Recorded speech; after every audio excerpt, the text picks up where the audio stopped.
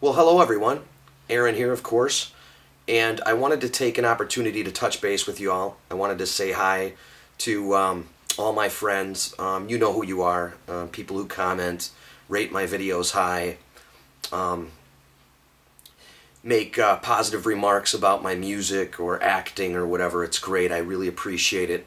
I am kind of working on several different things indirectly.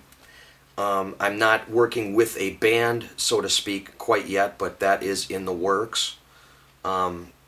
Possibly a tour, I don't know. It's a long road before we're going to be talking about things of that nature.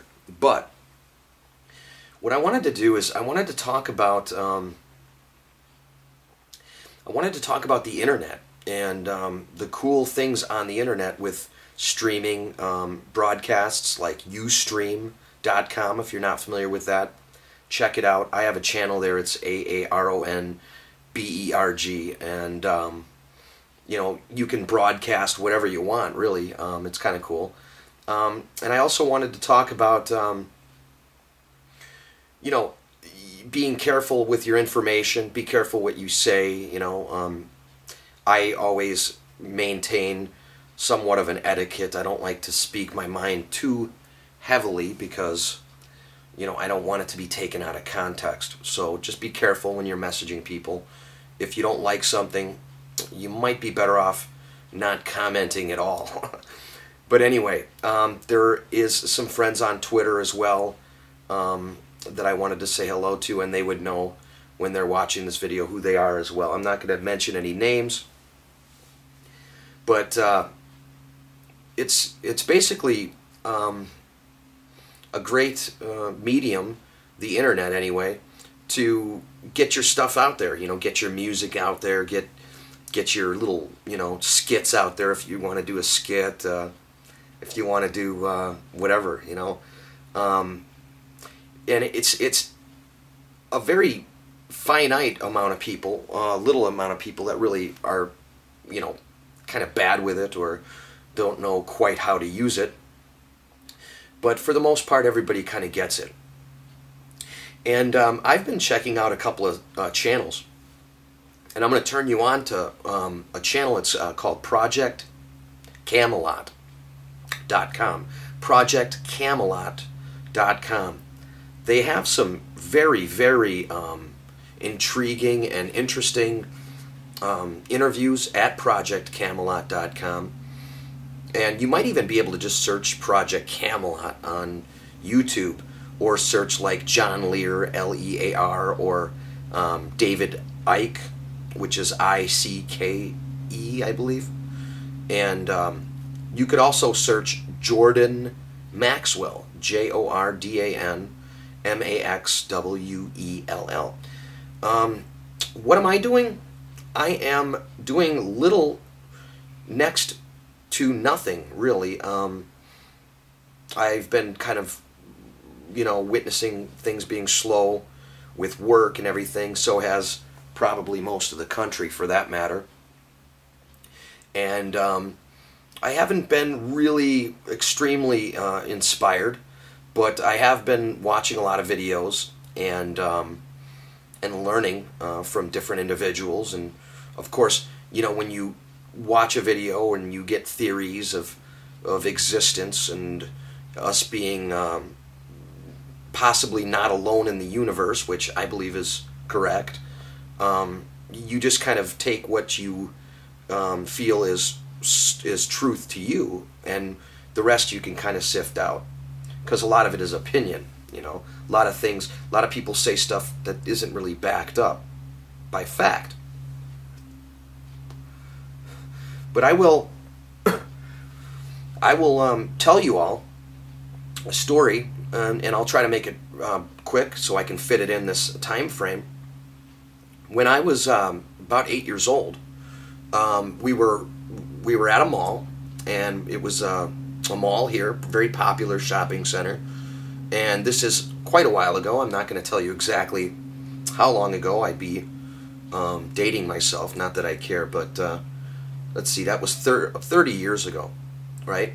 So I'm at the mall with my family, and we're walking outside, And I'm 8, and I look at the sky. It's not uncommon for a kid, to kind of, look at the stars or whatever. And I'm looking up at the sky, and I see a big, disc. Okay, it's like a round vehicle, and it has lights that go all around it. Now, I don't know if it was spinning or the lights were just timed in sequence to give you that perception. So I saw it, and then I asked my dad. I said, "Dad, what is that? What is that?" And he's like, "It's like that's a spaceship," because he's looking at it. He's a adult, and he just doesn't hear any sound, and it comes down kind of over the mall. Kind of comes down over the mall, and people in the parking lot are kind of freaking out. And it comes down, and it basically was almost covering the whole parking lot. I mean, it was still about 1,000 feet up when it came, and it just stopped, and it was kind of just hovering in one spot. And the lights were spinning around,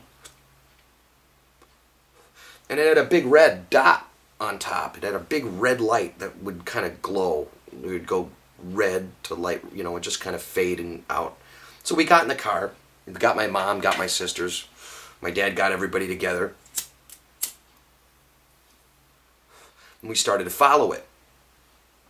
So we're cruising, let's say north, and it's above us, and it's at this point it's about the size of a coaster, because it's the scale of it. It went up about 10,000 feet from when we first saw it, and I remember it like it was yesterday. And it got about the size of a coaster, and we were following it north, let's say, and then it goes south immediately. It goes the opposite direction, without any banking, without any outward maneuvers. It just went the other way instantly. So we're like, what the heck? So mind you, all along there's no sound to this thing. There was no sound from the beginning when it was low. So we followed it south then. We just did a U-turn and started going south. And at this point it went a little higher, and it was about the size of a quarter. Or a silver dollar or something. It was about that big. So we follow it north again. Or no, we were following it south, and then it went north. So it just changed direction again. So it was playing games with us big time. And just to put an end to it, or bring the story to a close, it went like west. It went in a opposite direction, just like that, as it did demonstrate before. And then we kind of lost it in the horizon. Couldn't really tell where it went. There was an airport my dad had realized nearby, and I just wanted to basically tell you guys, check out projectcamelot.com. It has people with a lot more information technically about the topic, if you're interested. If you're not, most people think it's goofy anyway. But I just felt I'd give you guys a little taste of what happened to me. And so we lost it, and it was gone, and we went home. We were drawing pictures of it and everything, and my dad reported it. They said it was Aurora Borealis, and then the next day in the news they said it was a weather balloon, but it was pretty much covered up. And I've had friends that had similar experiences where the authorities just said it was something else and blew it off altogether. But take the story with a grain of salt, folks. And again, I wanted to check in. It's been great thus far. I won't be back on for a while. You guys take care, and we'll talk soon. Cheers.